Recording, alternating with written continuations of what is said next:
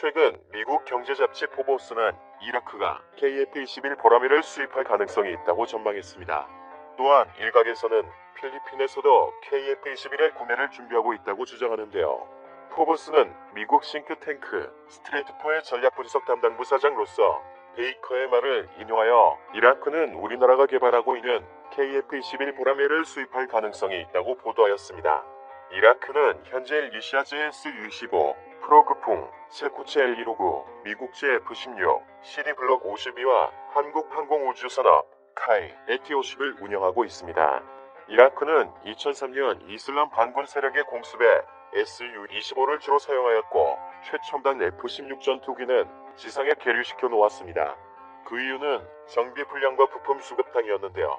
로서 베이커는 아직 여러가지 제약이 있기는 하지만 여러가지 요인들이 이라크가 KF-21을 구매하는 데 유리하게 작용할 것이라고 말했습니다. 본 영상은 유튜브 채널 밀리터리 KR에서 제작하였으며 도움이 되셨다면 좋아요와 구독하기를 눌러주세요. 감사합니다. 포브스는 KF-101 4.5세대 전투기지만 무기를 외부 무기 장악대에 탑재하는 만큼 F-22와 F-35와 같은 스텔스 성능을 가진 5세대 전투기는 아니라고 소개했습니다. 하지만 상대적으로 값이 저렴하고 정치적 제약도 없어 많은 구매자들이 찾을 수 있을 것으로 전했는데요. 포브스는 KF-21이 출시될 쯤에 이라크의 F-16의 기량은 최소 15년에 이를 것이라면서 그때 이라크 정부는 노후 제트기를 대체하고 영공을 방어할 능력을 보강하기 위해 KF-21을 구매하는 것은 가치 있는 투자라고 판단할 것이라고 덧붙였습니다. 또한 로서 베이커는 포브스의 KF-21이 성공한다면 저렴한 가격에 첨단의 전투기가 될 것이라면서 한국은 미국과 유럽, 러시아나 중국과 같은 다른 나라의 정치적 앙금도 없다고 말했습니다.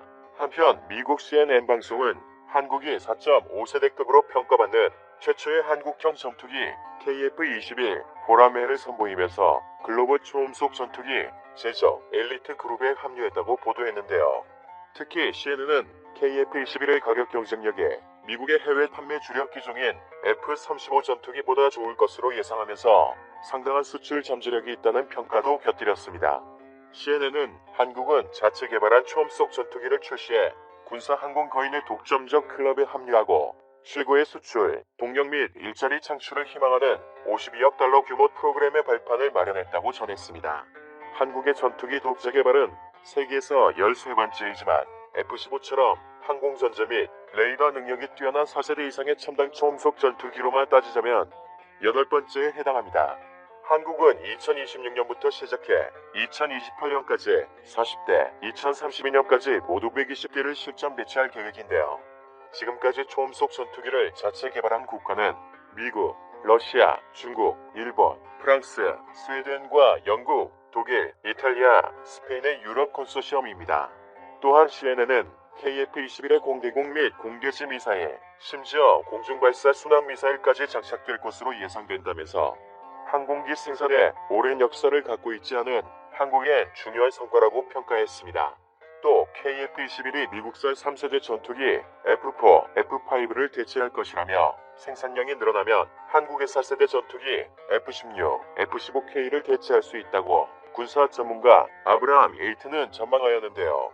또한 아브라함 에이트는 태국과 필리핀, 이라크가 한국에서 KF-21로 대체될 것과 같은 종류의 전투기를 운용하고 있다면서 이들 국가가 주고객이 될 수 있다고 밝혔습니다. 이들 국가는 한국이 독자 개발한 FA-50 경공격기 수입국이기도 한데요. 이와 같이 필리핀이 KF-21을 구매할 가능성이 있다는 주장이 나와 중국을 두렵게 만들고 있습니다. 현재 필리핀은 서필리핀에 남중국해를 놓고 중국과 치열한 다툼을 벌이고 있는데요.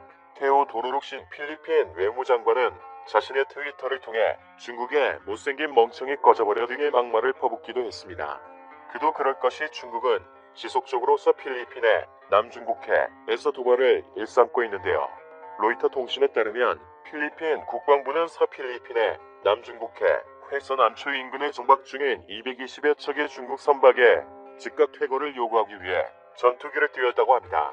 해당 해역은 필리핀의 배타적 경제 수역 안에 있는 곳인데요. 필리핀군이 서필리핀의 남중국해에서 수백 척의 중국 선박을 몰아내기 위해 출격시킨 전투기는 한국에서 도입한 FA-50PH 경공격기입니다. FA-50PH는 한국항공우주산업, 카이, 가양산항 고등훈련기, T-50의 파생형인 FA-50의 필리핀 수출용 모델입니다. 이와 관련하여 델핀 노렌차나 필리핀 국방장관은 성명을 통해 군용기를 매일 보내 주권 순찰을 하고 있으며 상황을 감시하고 있다며 필리핀 어선들을 보호하기 위해 해군 주둔을 강화할 것이라고 밝혔는데요. 영유권 분쟁 중인 베트남 정부도 중국에 공식 항의했습니다. 이에 중국은 주 필리핀 중국 대사관을 통해 해당 선박들은 어선이며 거친 파도를 피해 정박하고 있을 뿐이라고 반박했습니다. 필리핀은 지난 2014년 FA-50PH-12대를 약 4억 2천만 달리 약 4,755억 원에 계약했고 2017년까지 순차적으로 모두 인도했는데요. 필리핀 공군은 FA-50PH를 도입하기 전까지 제대로 된 전투기가 단 한 대도 없었습니다. 이후 필리핀군은 이슬람 반군 소탕작전, 마리아 전투 등 FA-50PH를 투입해 정밀 폭격으로 큰 성과를 얻었습니다. 당초 경공격기 도입에 부정적이던 두테르테 필리핀 대통령은 이런 소식을 듣고 한국이 만든 FA-50PH가 폭탄을 퍼부어 테러리스트들을 소탕하길 바란다며 만족감을 나타내기도 했습니다. 이처럼 필리핀은 한국산 전투기에 대한 강한 신뢰를 가지고 있는데요. 또한 필리핀은 갈수록 악랄해지는 중국의 도발에 강력한 방어체계가 필요한 상황입니다. 따라서 필리핀은 대한민국의 KF-21을 주의 깊게 살펴보고 있다고 하는데요. 한편 KF-21 전투기에 6세대 무기를 장착해야 한다는 의견이 제시돼 큰 충격을 주고 있습니다. 정경배 국방부 국방정보본부 중령은 공군회관에서 열린 에어로스페이스 컨퍼런스 2021 행사를 앞두고 6세대 전투기 개발 전망과 한국군 적용 방안이라는 발표문을 통해 6세대 전투기 도입 전에 전력 공백 방지를 위해 레이서 무기를 KF-21 전투기에 장착하는 등 단계적 전력 증강 사업이 필요하다고 견해를 밝혔습니다. 전 중령은 6세대 전투기에 장착된 레이서 무기는 초속 30만 킬로미터의 속도로 공격하므로 대응이 불가능하다. 또 중력 영향 없이 직진하므로 운동력학적 탄도 계산이 불필요하다며 수킬로미터 밖 직경 10cm 표적을 요격하는 초정밀 타격이 가능하다.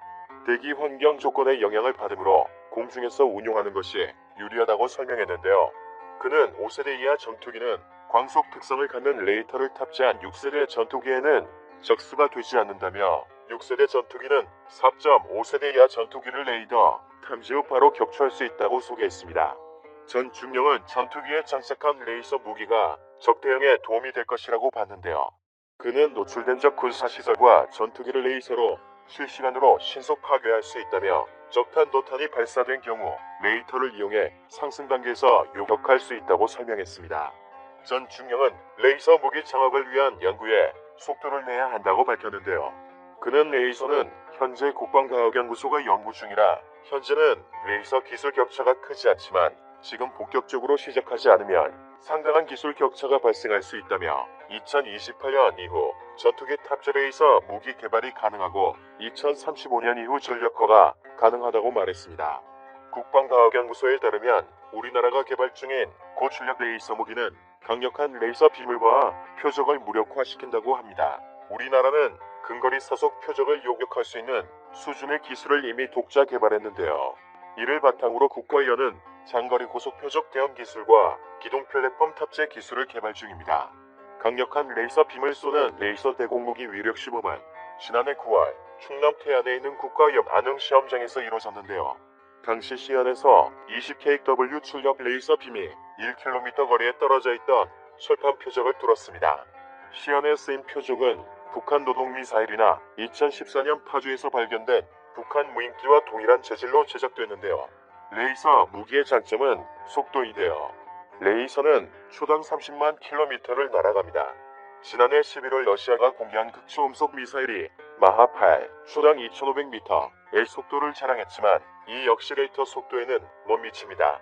표적이 아무리 빨라도 레이터를 피하거나 레이터 공격에 맞대응하는 것은 사실상 불가능한데요. 레이서는 정밀 타격이 가능한 무기입니다. 레이서 무기는 고출력 에너지를 모아 개별 표적을 조준할 수 있는데요. 레이서 무기는 개인 소정의 5.56mm 탄환보다 좁은 틀을 통해 높은 강도의 레이더를 조준해 표적을 제압할 수 있습니다. 레이서 무기는 아군 피해를 최소화합니다. 재래식 무기에 쓰이는 탄약은 폭발력이 커서 위험한데요. 탄약부대나 탄약고, 아군 무기체계 등 아직 발사되지 않은 탄핵이 터져 아군에 피해를 줄 수 있습니다. 반면 레이서 무기는 폭발할 확률이 낮은 전기장치에 의해 가동됩니다. 레이서 무기는 발사 비용과 운용, 유지 비용 면에서 저렴한데요. 사드 미사일 한 발 가격은 115원이고 사드 기지 건설 비용과 운영 유지 비용은 천문학적 수준입니다. 신궁과 같은 국산 지대공 미사일 한 발 역시 단가가 약 2억 원인 것으로 알려졌는데요. 반면 레이서 무기는 1회 발사 비용이 1달러, 1200원 이하로 예상됩니다. 레이서 무기는 항공작전, 지상작전, 해상작전에서 모두 번야 활용도가 높습니다.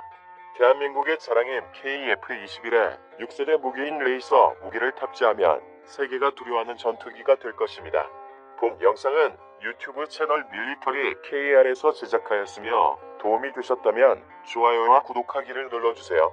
끝까지 시청해주셔서 감사합니다. 다음 영상에서 만나요.